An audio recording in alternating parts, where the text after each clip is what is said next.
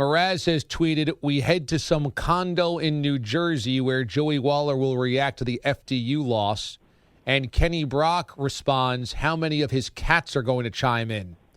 Joey Waller, author of Breaking Bad News with Joey Waller, joins us via the phone. Waller, how are you? What's up, DA? We going to break it down? Is that right?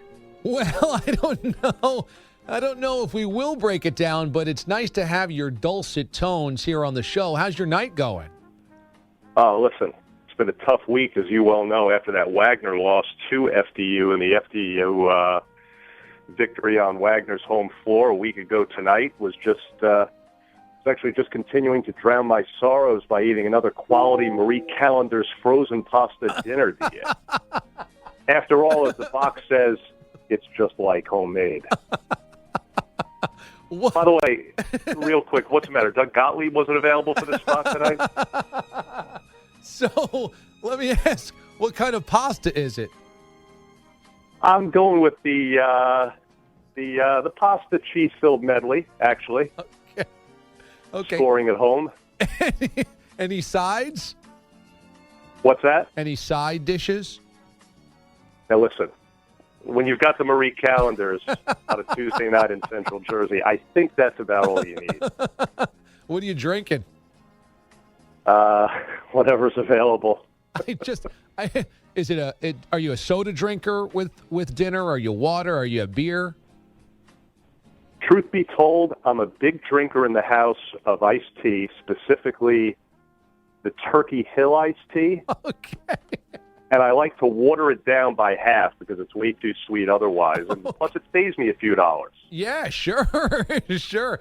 So do you take the Turkey Hill iced tea and then pour it in, open one up and then pour it into another container so that you can add water?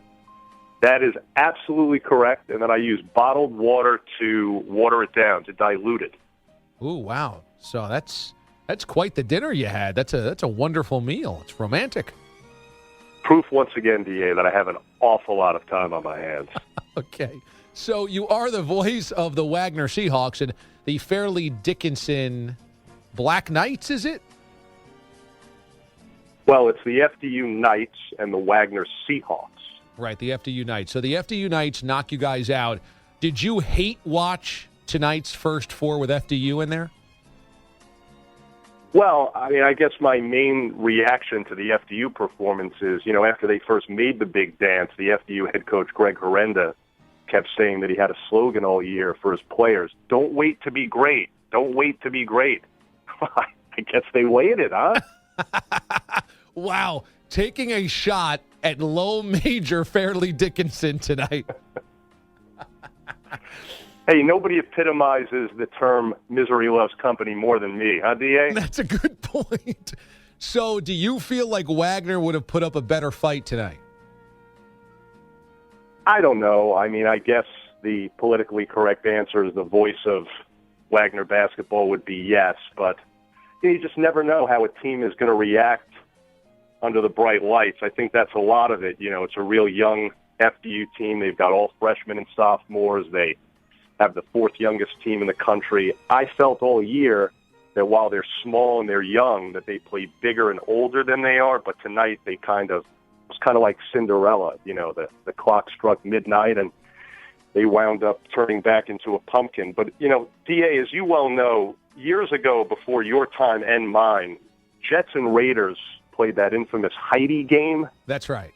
Right, when NBC accidentally ran the start of the movie Heidi, causing viewers to miss the end of a close Jet-Raider game. Well, tonight at halftime of this lopsided FDU game, True TV wanted to intentionally start running Hardcore Pawn, their hit show, pretending that it was an accident. But that's just one of the many great one-liners that I was writing earlier tonight in preparation for my appearance on the show. Actually not bad. Joey Waller joins us from Breaking Bad News with Joey Waller. Now, it has come to my attention that you have blocked Mraz on Twitter. Is this true? Boy, this segment is really taking quite a dramatic turn now. Sean and I have kind of a a love-hate relationship, as Twitter followers know. Okay.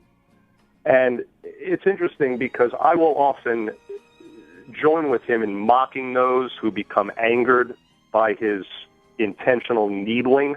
Yeah. Sometimes I'll commiserate with him and I'll be like, what a silly goose. Who would unfollow you on Twitter just because you took a dig at the Mets? But then he took a dig at Seton Hall winning the Big East Championship the other night, and I immediately unfollowed. Now, did he take a shot at Seton Hall or took a shot at you for being a bandwagon Seton Hall insider right now? Well, if you really want to break it down, and as you well know, D, I've often described the DA show as the show where everything is broken down to the nth degree. That's right. My issue with his tweet was he made a sarcastic comment about how, I was just jumping onto the Seton Hall bandwagon when, of course, I know that he knows, as anyone that reads my tweets, all 7 people know. I tweet about Seton Hall almost every single day. The only reason I don't tweet as much about Seton Hall as the Mets is because the season isn't as long. But my problem with his tweet was that it came right after the Seton Hall win. Like, can you let me enjoy it without your dopey tweets for a minute and a half? I mean, we hadn't even cut down the last snip of net, and already here he was.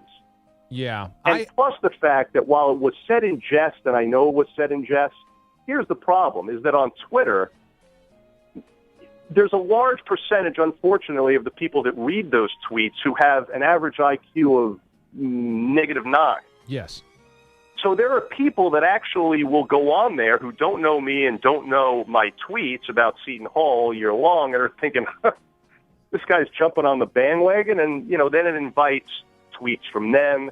And, listen, I'm busy here, filling my freezer with Marie Callender's. I don't have time for all this nonsense.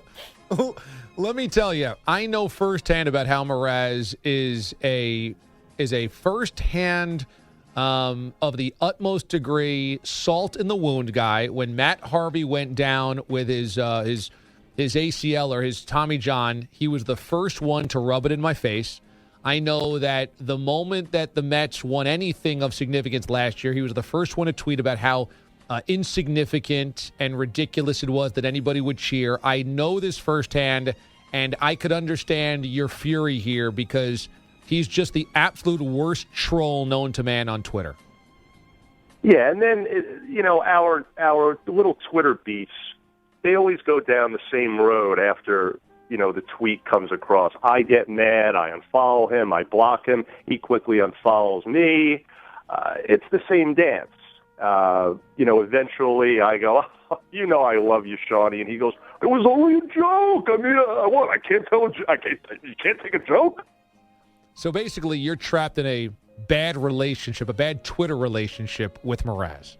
Yeah, it's just it's a never-ending cycle. I think we need to go for couples therapy, actually. Hey, when are you in next? I'd like to have you on the airwaves to do a little Breaking Bad news. Right now? No, I'm asking when are you going to be in next so we can do it. Oh, I actually prepared one for tonight when I was practicing my ad-libs earlier, related to the FDU loss, if you'd like to hear it. I would love to hear it, yes. We've got the music playing right now. Without further ado. I know you usually write these, DA, so I'm under a lot of pressure here to live up. Can't be worse than mine. Here we go. The good news, FDU had the eyes of the... You couldn't take a shot at FS2. Go ahead. You're going to replace Gottlieb one day. Who are we kidding? You couldn't take a shot at FS2 or something like that, or NBC Sports Network? Come on. You could have taken a dig at Sky Sports Regional, but instead you had to take a shot at the one TV station I'm on. You're firmly entrenched. Come on. Joey Waller joining us here on the show tonight. Waller, it's always great, man. Thanks. Hey, thanks for having me. Talk to you soon.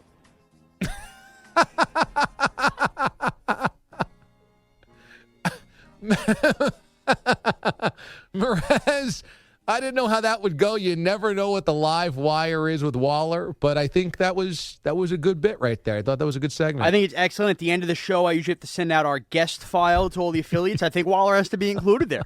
I think the diluting the Turkey Hill iced tea early in the interview really set the tone for what was to come in the next 10 minutes. Playing the elevator music under the entire interview is absolutely mandatory now from now on. Anytime Waller does an update, I feel like we should play the elevator music. You got to have it. It is the perfect touch. Is him watering down Turkey Hill iced tea the takeaway from that interview? Like, is that the headline on CBSSportsRadio.com tomorrow? Yeah, Waller, parentheses, I dilute my Turkey Hill iced tea because it's too sweet. Yeah.